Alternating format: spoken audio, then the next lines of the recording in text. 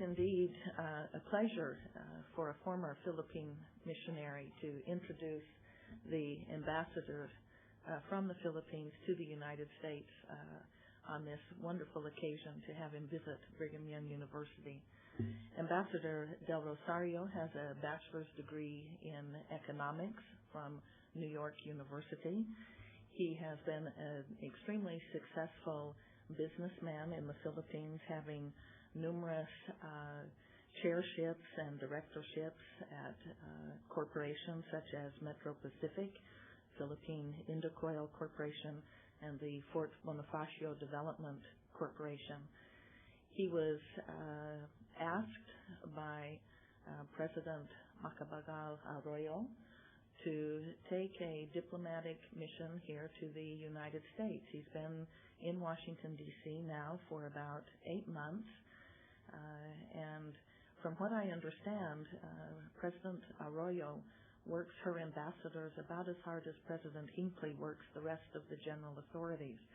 So she's expecting a great deal from the ambassador.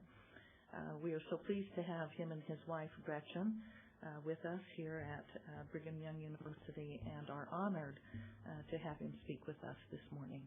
Ambassador Del Rosario.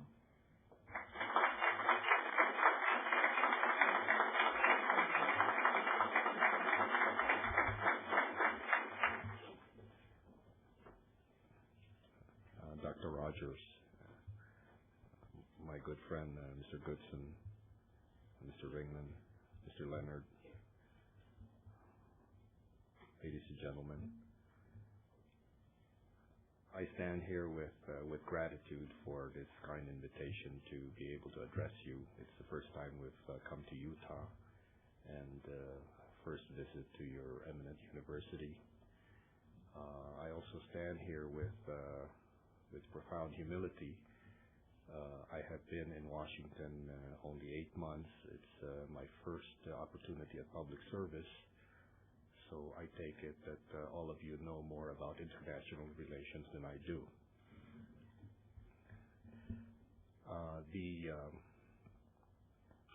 I remember that when I first arrived in Washington, I was barely 3 days and trying to learn as much as I could about the job, and I was called by CNN to immediately come to their studio. And so I did that, and they asked if I could be interviewed, and I said yes. I said because I think it was my job to be able to project the Philippines. And so I walked into the studio, and there was Wolf Blitzer there waiting for me. And his first question was, Mr. Ambassador, have you done this before? I said, no, I'm a businessman and not a diplomat. He says, oh, it's very simple, very relaxing. You and I will have a very casual conversation, and you'll do all right.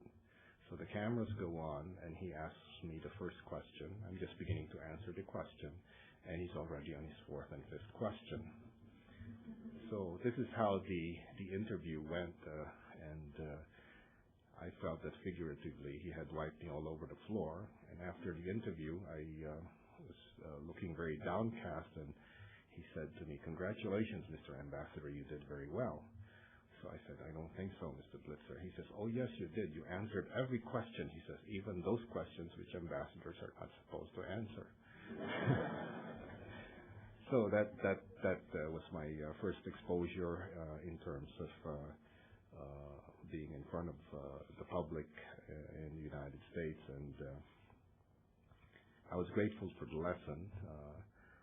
I think that the United States, if I might begin, has had a very enduring relationship with the Philippines. Going back to 1898, I think the Philippines was ceded to the Americans after the Spanish-American War for a sum of $20 million. I think the Filipinos at that time were not too happy with the Americans. They had not seen them before, and so this started a 3-year war, which was called the Philippine-American War. After the war, of course, the Filipinos were defeated. The Philippines became a colony of the United States from 1902 to roughly 1934. During that time, the public school education system was started by the Americans, and English became the language of instruction, and that's why most of us speak English in the Philippines. Also, at that time, I think we adopted the legal system of the United States, and also we adopted subsequently after when we achieved our independence, a democratic government that was patterned after the United States in terms of three branches with clear separation of powers.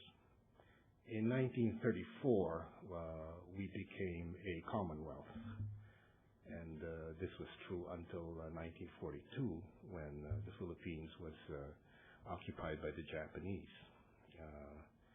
And the Americans liberated the Philippines again from the Japanese in 1945, after which we were given our full independence in 1946.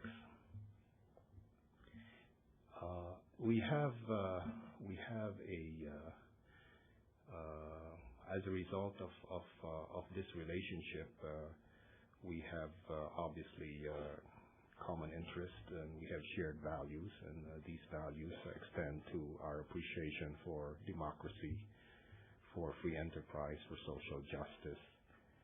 And in 1950, we signed a treaty alliance with the United States, a mutual defense treaty, and this has now been in effect for over 50 years. So we were effectively allies in World War II. We fought shoulder to shoulder then.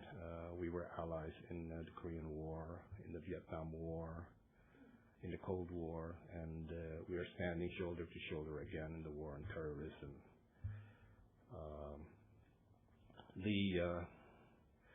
We have had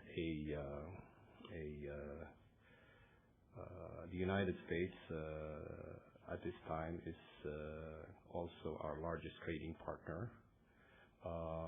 They are also cumulatively our largest foreign investor, and they remain as one of our largest development assistance providers. We also have a very strong cultural relationship with the United States. There are currently about 2.5 million Filipinos and Filipino Americans living in the United States, and we also have about 100,000 U.S. citizens living in the Philippines. So the relationship has been not only enduring, it's also been unique. We have the relationship became a little flat after the basis agreement were not renewed in 1991. If you recall, the U.S. had an Air Force base in Clark and also a naval base in Subic. I believe that at that time, the renewal of the treaty, of the agreements were not effective for several reasons. I think the Senate preempted a referendum which would have enabled the public, the Filipino people, to vote in favor of retention of the bases. This would have happened had the referendum been effected, but it was not. The Americans also, I believe at the time, I think the strategic environment was in a state of flux. The Cold War had been coming to an end, and I think perhaps at that time the United States was really not looking for permanent bases. They were, as a matter of fact, closing up some bases at the time. But anyway, to make a long story short, the senators and it was a very close vote, decided that the Philippines would not renew the bases, and this was actually a knee-jerk reaction to their belief that the Americans should not have supported a dictator in Marcos for all the years that the United States had supported him. But this was the politics at the time, and I think what has happened then is with the initiatives and leadership of our new president, President Macapagal Arroyo, who took over President Estrada, the relationship has been enhanced through her initiative and leadership. She has, for example, was the first Asian leader to show unqualified support for President Bush in the war against terrorism. She offered our bases, and she offered intelligence. She offered the legislation for tracking down terrorist funds, and she also was able to initiate a trilateral agreement, which was very important to the United States.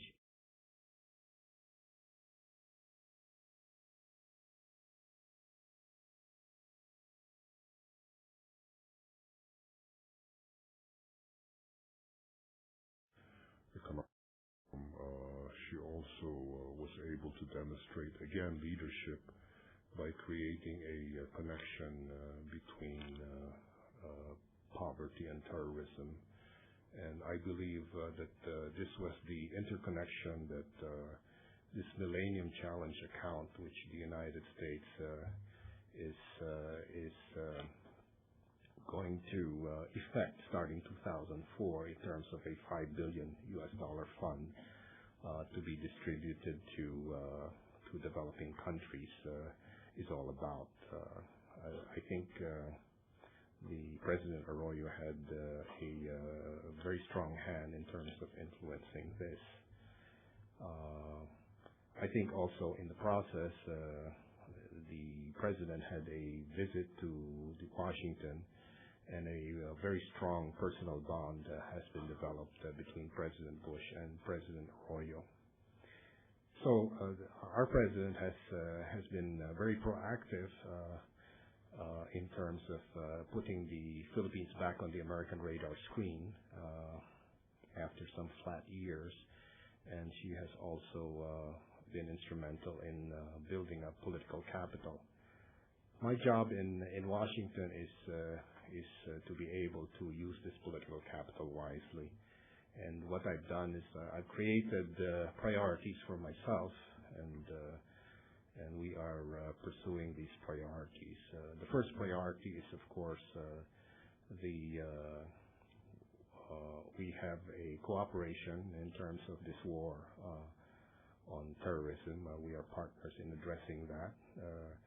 We've invited the United States to help us in addressing our own local terrorists, which the United States had been doing for several months.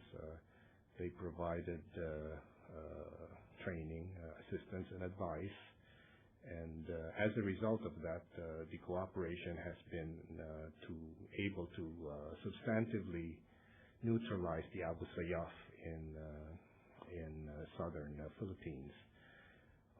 The exercise had run out July 31st. It was, by the way, supported by 85% of the Filipino people. There was some opposition to it, but we feel that this opposition comes from a very small minority, which is represented by the extreme left, whose politics anyway is to be anti-American. The exercises will continue again. There is a new paradigm in terms of providing a more robust training program of the Philippine military, which will take place in terms of training more light reaction companies, training more infantry battalions in counterterrorism, in terms of improving the intelligence gathering capabilities of the Philippine military, in terms of strengthening command post functions, and in terms also of providing training in terms of night flying, and lastly, in terms of conducting civic action activities and projects, which has been very useful in the last exercise. This civic action activities in Basilan, for example, involved finishing a runway, finishing a circumferential road, providing water wells, providing clinics, and providing medical services to the community. The second priority that I have is to be able to promote and provide coordination in terms of regional security. As you know, we would like to be a full partner in terms of working with the United States to be able to guarantee security, peace, and prosperity in the region. There are several flashpoints in the region where we are, and these would be in the area of, for example, India and Pakistan over Kashmir. You have the situation between the Koreas, North Korea and South Korea. You have the situation between China's intentions on Taiwan. And then you also have the Chinese intrusions into the Philippine Exclusive Economic Zone, which happens regularly. We would like to be able to improve the interoperability of our forces with the American forces, to be able to keep the Americans engaged and to be able to create a balance there.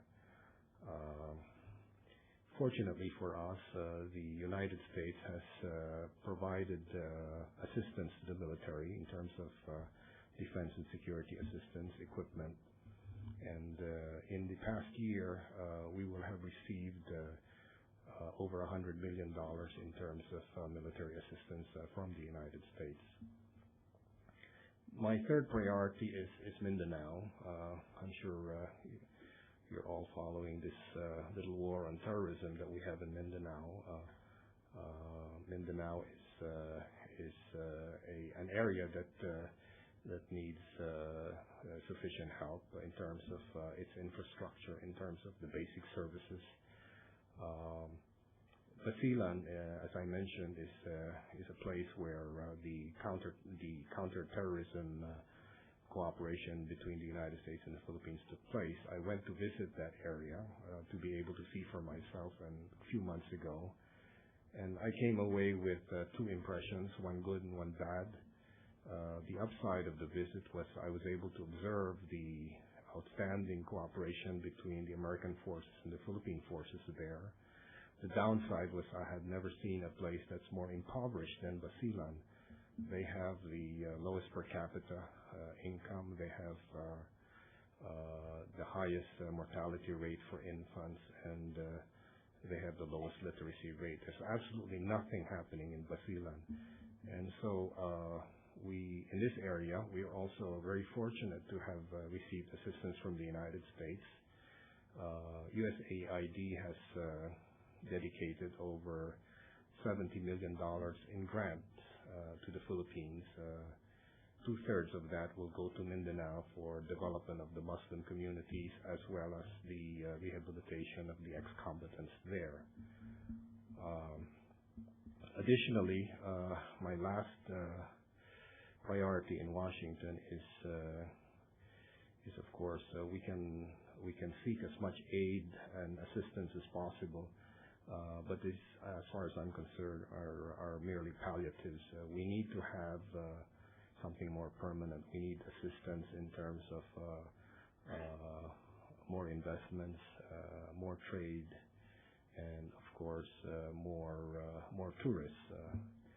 And of course, we're also looking for technological transfers, which is something that we need badly.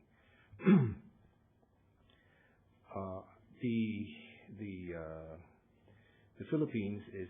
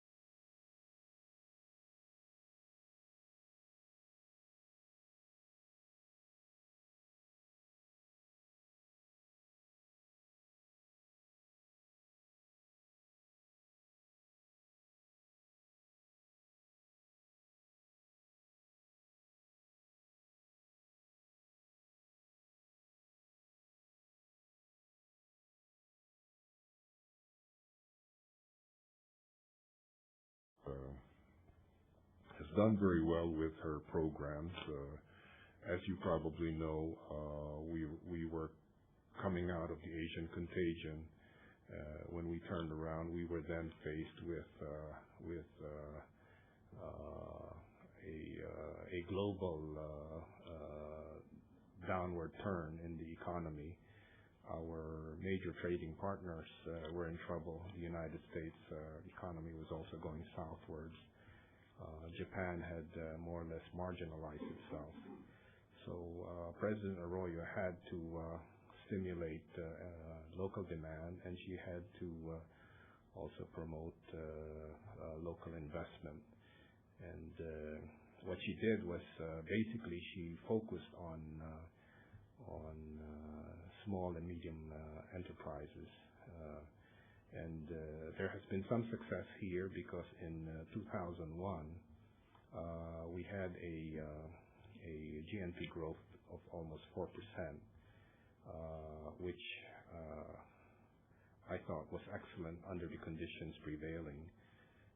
We were the top performer in Southeast Asia for 2001 in terms of economic performance. Inflation then was brought down to under 5%. Our gross international reserves were very healthy. Interest rates were down as low as they had been in years, and consumer confidence was up 10%. Unemployment had improved. We were we were coming out of 2001 looking pretty good because the president had focused on a set of good-looking reforms, very forward-looking reforms, and she was able to develop a well-defined national agenda. In second quarter of 2002, we did even better. The latest result is that we have a GNP growth of 5.2%, which is, again, we're ahead of the pack in Southeast Asia. In terms of the total Asian picture, we are behind only, we're behind China and we're behind South Korea, but we're ahead of Singapore, Malaysia, and all of these other countries. The president is one that makes a lot of promises, and she shows how she's going to achieve these promises. And then she asks everyone to monitor how she's doing on a periodic basis. In her last State of the Nation message, she made promises on land reform, which she was able to fulfill. She made promises on food security, which she was able to fulfill. She made promises on housing. She made promises on health care, on employment, and she was able to fulfill all of her targets in terms of meeting the objectives that were set and agreed upon by everyone. As a matter of fact, she's the only leader I know who is able to, if you want to follow the progress of her targets, you can monitor this on a monthly basis through the internet. It's a very systematic way of doing things. I think that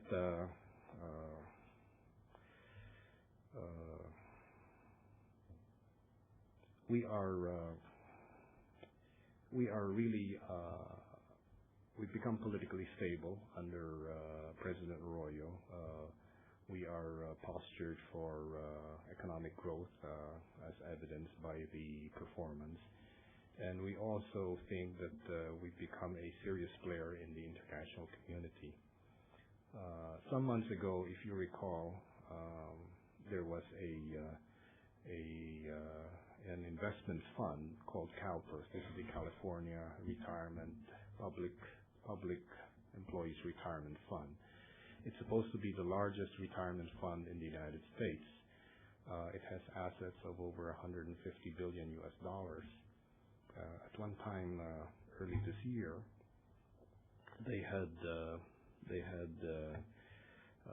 come up with a decision to drop 4 countries in Southeast Asia from their investment portfolio. This included Thailand, Malaysia, Indonesia, and the Philippines.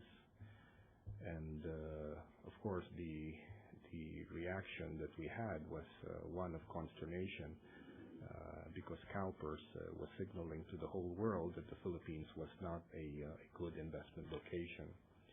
So this prompted us to go and see CalPERS immediately. We were the first country of the 4 countries that had been dropped to present our case, and we presented our case in terms of political stability, in terms of macroeconomic performance, in terms of reforms, and in terms of international recognition, on the basis of how these reforms were working out. For example, Fitch, Standard and Poor, and Moody's within a 1-year period had improved the credit rating of the Philippines from negative to stable. Pretty good. At that time, Bloomberg also had declared that the best buys in the stock market were in the Philippines, and we also welcome that.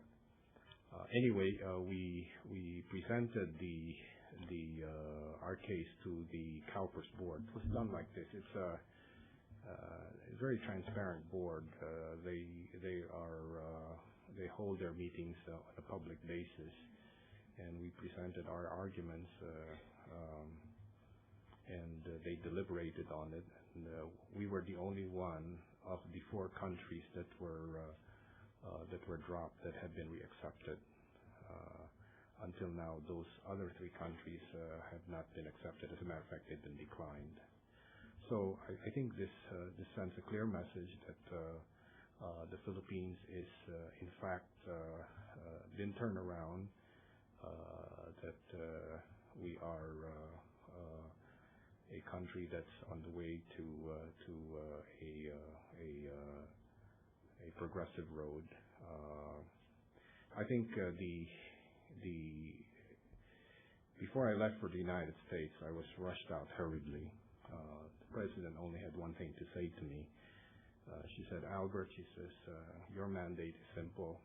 She says, "I want you to enhance the bilateral relationship between the Philippines and the United States to the utmost extent possible, and in every possible way that you can." And I think that the president has done very well in helping me do this, and I am appealing to my Filipino friends in the audience to please help me in terms of projecting the Philippines in exactly the manner that it is in terms of being politically stable, in terms of being postured for economic growth and takeoff, and in terms of being a serious player in the international community. I guess in ending, I'm looking at the time here, I would like to think that the relationship is a very warm one, that the partnership is very solid. And of course, it's our hope that future generations of Filipinos and Americans like yourself, who come to the Philippines and who come to help us there spiritually and economically, that you will continue to advocate a closer cooperation and friendship between our 2 countries. Thank you very much.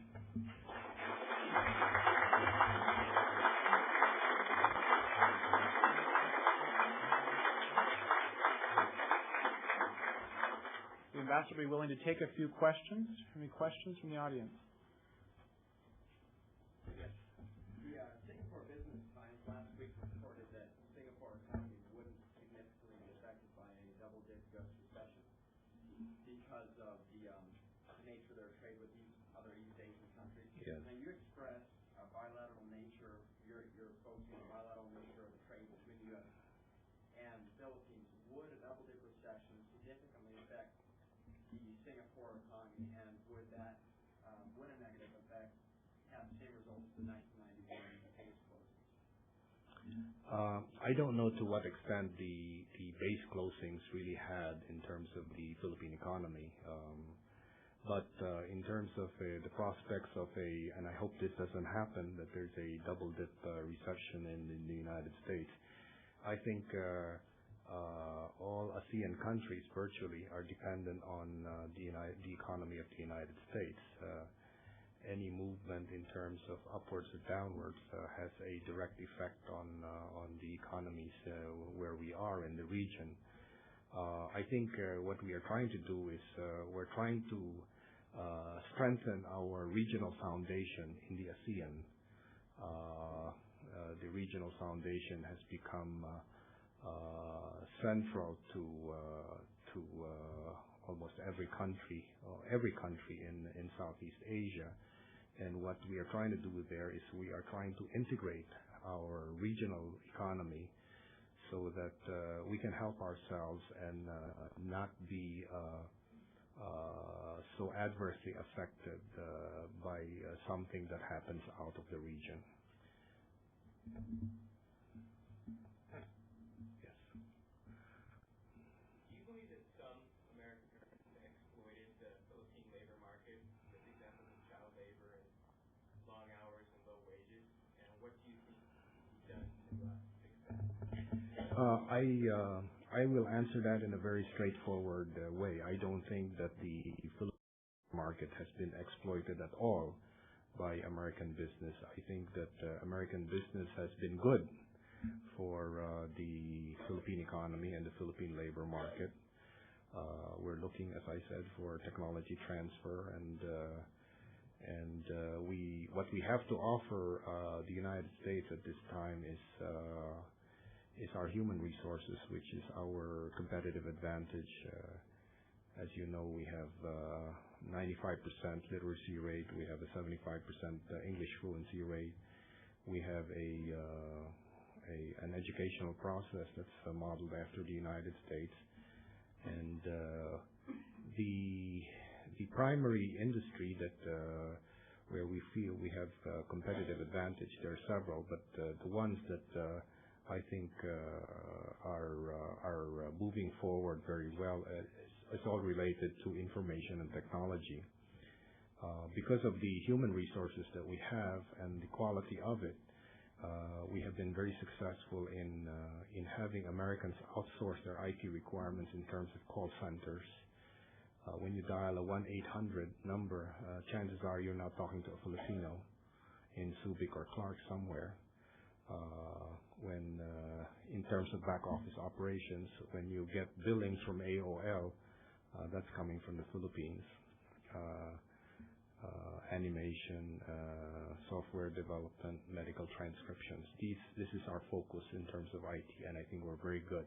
I understand from the Department of Trade that there are currently about 70 American companies that are looking to outsource their IT requirements to the Philippines. Yes.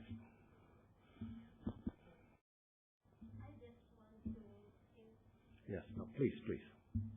Go ahead. I just want to emphasize about the awareness of our president about people in the provinces because I have witnessed a lot of corruption in the projects. Instead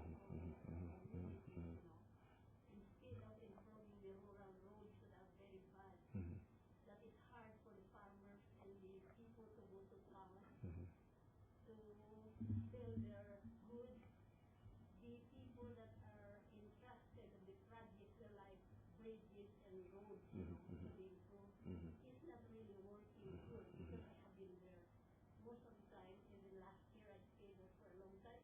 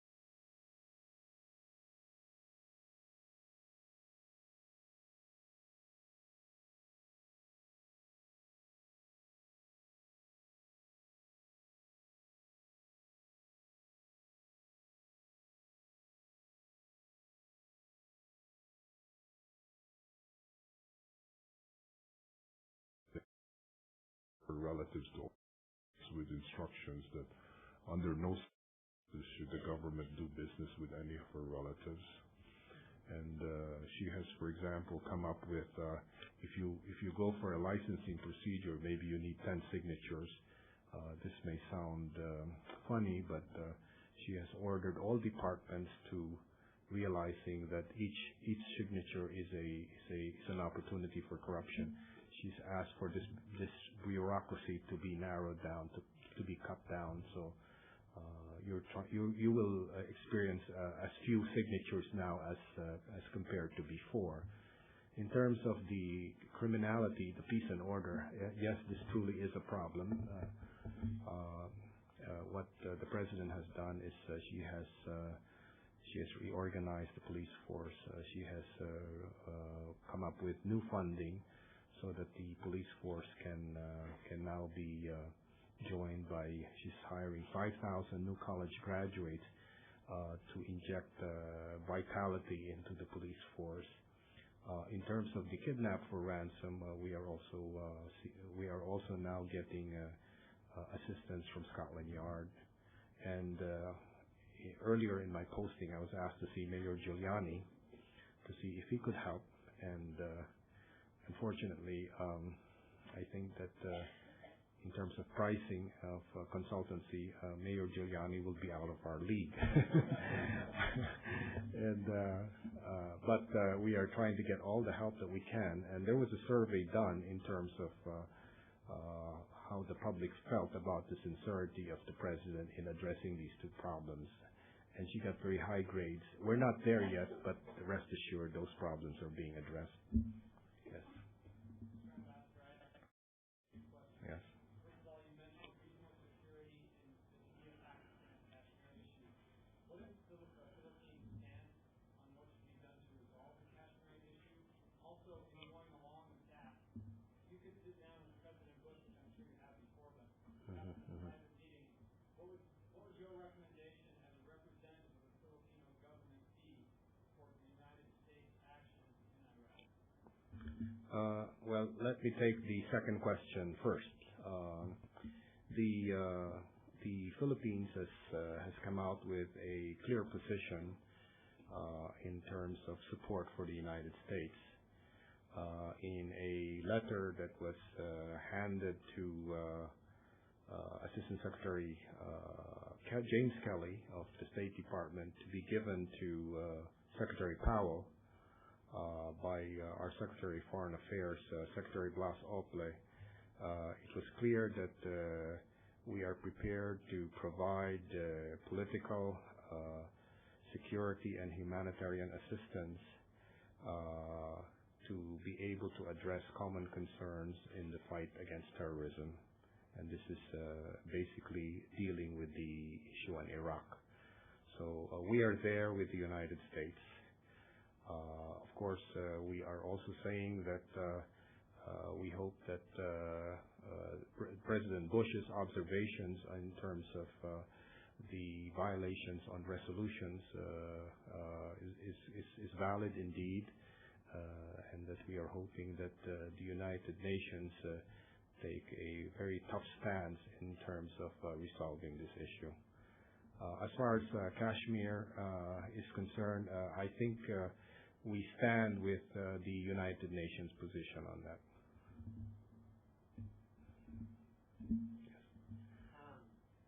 It's an honor to have you here in Utah, Provo especially.